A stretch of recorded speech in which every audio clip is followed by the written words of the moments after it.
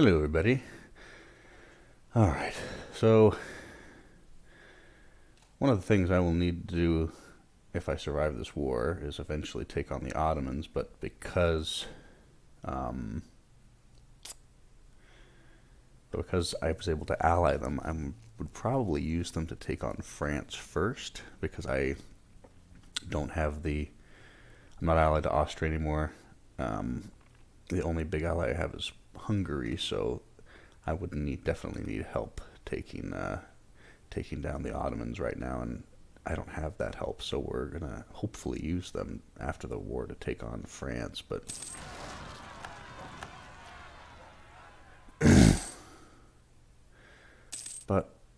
we're also losing a fair amount of men.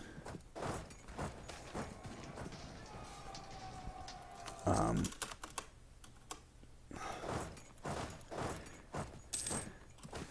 we are not able to hold our little provinces, so hopefully we can get some help with that. But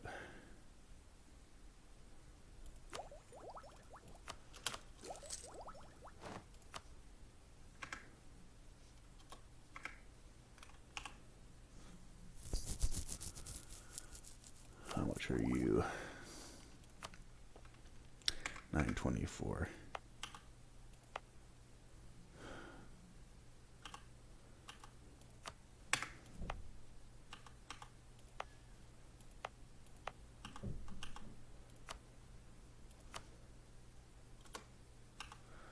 Okay, we're gonna spend some of our surplus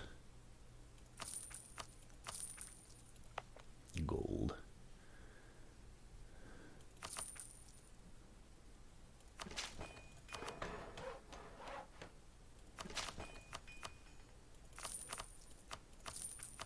Okay, that should be good.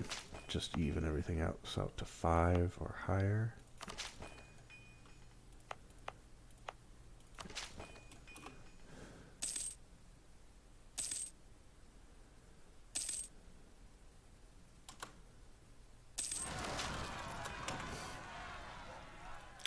Can I build any manpower stuff? We can do Sienna.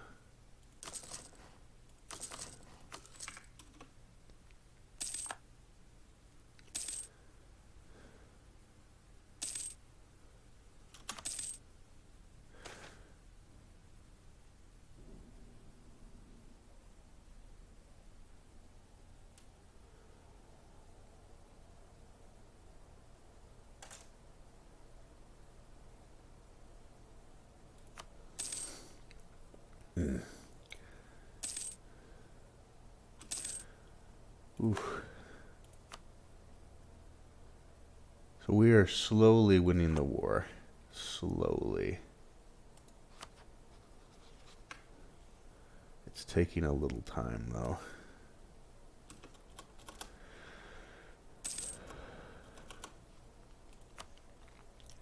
We're up 40,000 infantry. Just need to...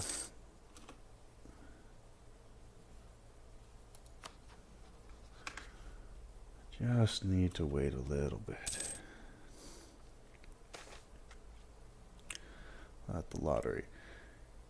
See, this is why I like the lottery thing. You may not get the best ruler. You have to spend stuff, but I mean, 5-4-1. That's so much better than the 5-1-1 or 4-2-1 guy you would get.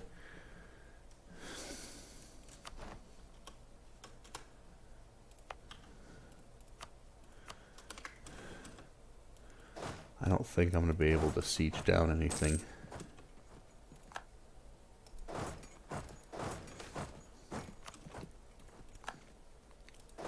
I can try, though.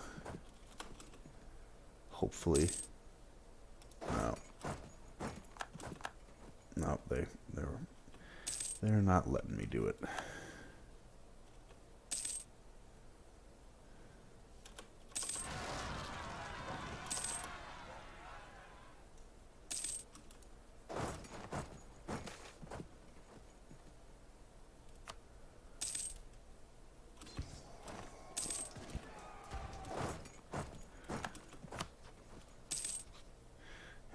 Let me take down the sieges.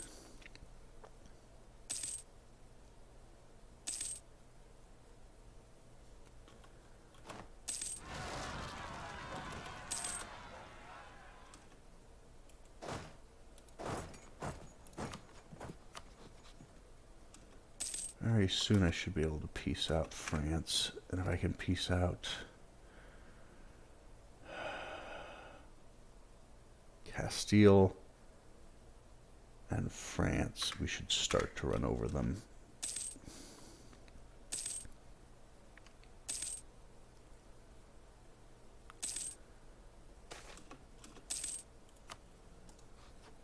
How much longer have we got? Ooh, one more. Never mind.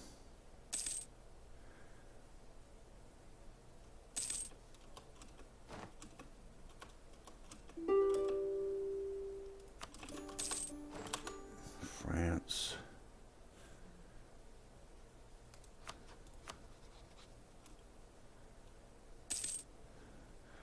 As long as the Ottomans don't peace out, we should be okay.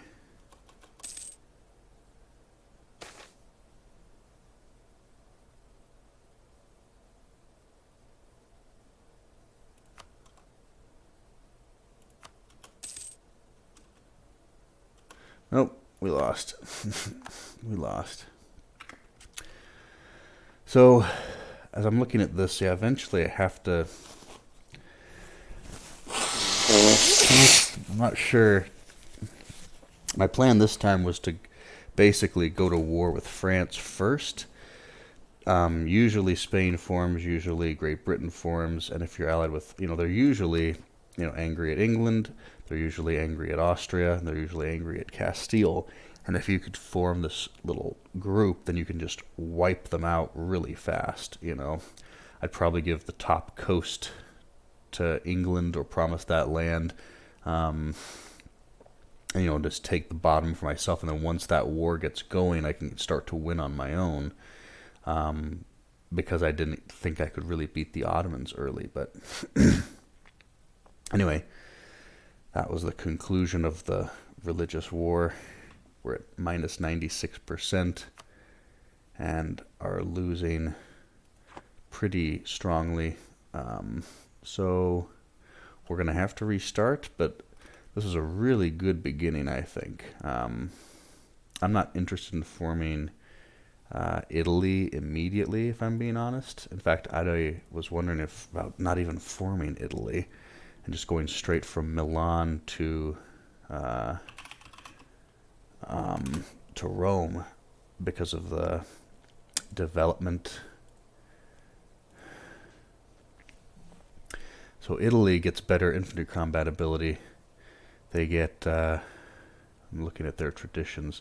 The big thing that they get actually is the minus 25 core creation cost, which is really good. Extra taxes, fort defense, yeah, that's nice. Manpower, that's nice. Galleys, this is very helpful for beating the Ottomans as far as controlling the Black Sea and isthmus between Constantinople and Turkey. So improve relations is nice as well. So yeah, I guess the core creation cost would be worth it. So I think that's what we will do. I wonder what Rome's are. So they get discipline. That's nice. Diplomatic reputation. That's nice. Stability cost. Army stuff. Production. More taxes. Core creation. Interesting. I wonder if it would be fun to actually have a game where you start off as Florence, but instead of Florence, you actually make it the Roman Empire. You start off with these traditions, and you actually just try to reconquer. The people in Florence decide we're Rome. I know you're supposed to do it as Byzantium because they're technically the vestige of the Roman Empire, but I don't think I'm ready to do that because you need to go into debt early on, and I hate going into debt. But anyway, I guess we're going to have to try again. But still, that was a fun game, a good start. The problem was, I think the problem in this game was diplomacy.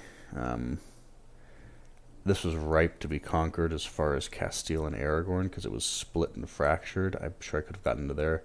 But because it was split and fractured, France got very powerful and they were no longer um, angry at Austria. They no longer had that. So like it was basically the Ottomans versus most of the big countries. Talking like Bohemia, Austria, France, Castile. Um, Also, Poland got attacked by Russia, which just bad luck with diplomacy stuff. Um, so that's okay. I'm gonna stop the recording and we're gonna start a new one, but we're going to I'm gonna wait like a few months just to make sure that the beginning is good, just so I don't have to waste your time, getting into everything. But I checked out a guide before this one just to see if I was doing things a typical way, and he actually said, he tended to vassalize or take Switzerland's provinces early as well, and the early game down here, he actually said he allied with Savoy, and you rivaled Genoa, Venice, and somebody else. I'm not sure who, but they actually said that they allied Mantua, which was interesting, but I like the idea of allying people up here, getting the Palatinate for some reason always gets big. Brandenburg just gets a powerful army later, so if I have a choice between Saxony and Brandenburg, I like to go with Brandenburg, even though Brandenburg is a distant war kind of person. But yeah, I like getting Brandenburg, the Palatinate, Austria, and Hungary early on. And honestly, Savoy was very helpful in a lot of these, but it also prevented me from taking their course back as Switzerland, which was another thing that, just a little bit of extra money, extra manpower there. And I honestly, though France was going to roll over everybody, if I have France as an ally, I almost feel comfortable taking on the Ottomans at this point in the game. They are isolated. No one can get to them. They just have a massive pool of manpower, morale, and discipline. They are a great military country, so they could pretty much handle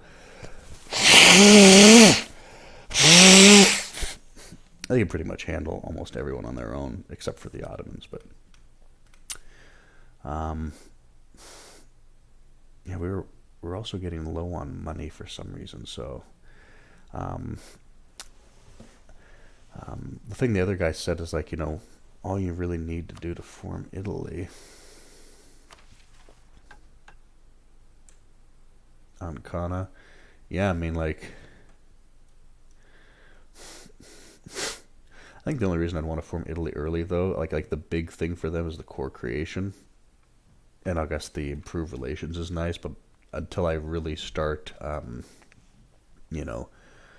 womping on people, which takes a long time, I like to stay as Milan because of the idea cost. Like you just develop so much faster. Develop -10, idea cost -10. You get that technology. You combine that with economic and innovative.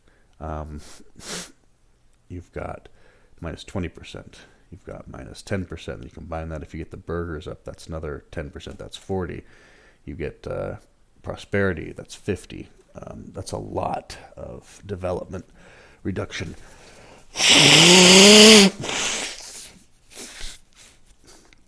Other thing, I go influence second for the aggressive expansion, but I'm not expanding a great deal after a while, so I'm wondering if I should go economic second even.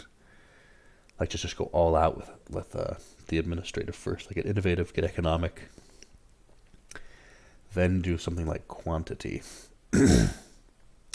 But I end up having, well, not anymore, but I usually have 4 allies and several vassals. So, especially this game, without the influence, I wouldn't have been able to annex Milan. Sorry, Ferrara. But this was a decent this was a decent one for me. I like getting this as a vassal, like feeding them Siena and Lucca to Florence, then then annexing them. Urbino, after I would probably have them take Venice in another war, just so that they would spend their administrative power, and that might actually make sense. And then here's the thing too, like when I go after Savoy, if I do the Reconquest, I reconquest those, and I just take that land for myself.